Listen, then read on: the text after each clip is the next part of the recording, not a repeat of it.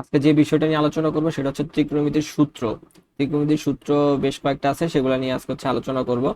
এর ভিতরে অন্যতম একটা সূত্র হচ্ছে সাইন থিতা। সাইন থিতাকে আমরা চাইলে লিখতে পারি 1/কোসেক থিতা, 1/কোসেক থিতা।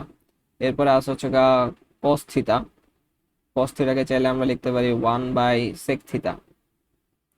এরপরে আছে হচ্ছে টেন থিতা, ইকুয়াল টু লিখতে পারি 1/কট থিতা, কট থিতা। এগুলার এই তিনটা সূত্রকে আবার সেম ভাবে লেখা যায়, যে কোসেক থিতা ইকুয়াল টু 1/সাইন থিতা লেখা যাবে, সেক থিতা ইকুয়াল টু 1/কস থিতা লেখা যাবে, কট থিতা ইকুয়াল টু 1/টেন থিতা লেখা যাবে, অর্থাৎ এগুলো ভাইস ভার্সা টাইপের জিনিস।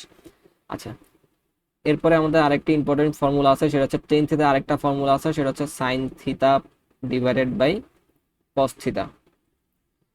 এরপরে কট থিতা, টেন আর কট হচ্ছে বিপরীত, তাহলে জাস্ট উল্টাই যাবে, অর্থাৎ হচ্ছে cos theta equal divided by sine থিতা।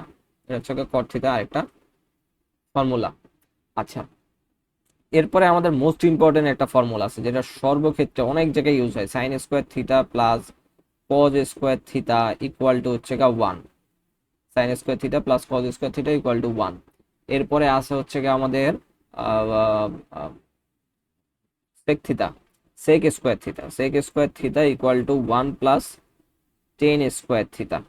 খুবই ইম্পর্টেন্ট একটা ফর্মুলা। এরপরে আছে হচ্ছে আমাদের এই পাশে লিখি একটু,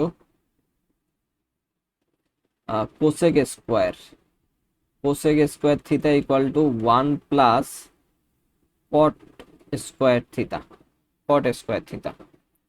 যদি এখানে লিখে দেই একটু ভালো মতো, সুন্দর মতো, cosec square theta equal to one plus cot square theta. তাহলে মোট ফর্মুলা হচ্ছে নয়টার মতো আছে, বা সাত আটটা নয়টার মতো আছে। এই কয়টা দিয়ে আমি ত্রিকোণমিতির সব ম্যাথ সলভ করে ফেলতে পারবো।